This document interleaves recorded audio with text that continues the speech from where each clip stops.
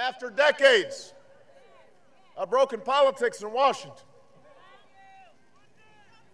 after 8 years of failed policies from George W. Bush,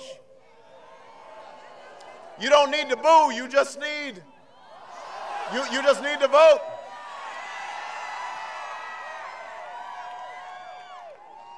After 21 months of a campaign that has taken us from the rocky coast of Maine to the sunshine of California, we are one day away from changing America. One day. Tomorrow you can turn the page on policies that put the greed and irresponsibility of Wall Street before the hard work and sacrifice of men and women all across Main Street. Tomorrow you can choose policies that invest in our middle class and create new jobs and grow this economy so that everybody has a chance to succeed, from the CEO to the secretary and the janitor, from the factory owner to the men and women who work on the factory floor. Tomorrow you can put an end to the politics that would divide a nation just to win an election, that tries to pit region against region or city against town, Republican against Democrat, that asks us to fear at a time when we need hope. Tomorrow, at this defining moment in history, you can give this country the change that we need. You can do this right here in North Carolina.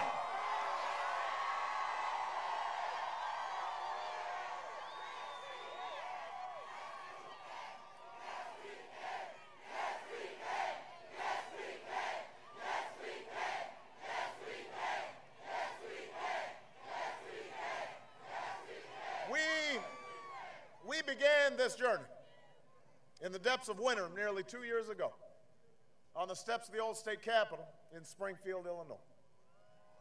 And back then we didn't have a lot of money and we didn't have many endorsements. We weren't given much of a chance by the polls or by the pundits. We knew how steep our climb would be. But I also knew that the size of our challenges had outgrown the smallness of our politics.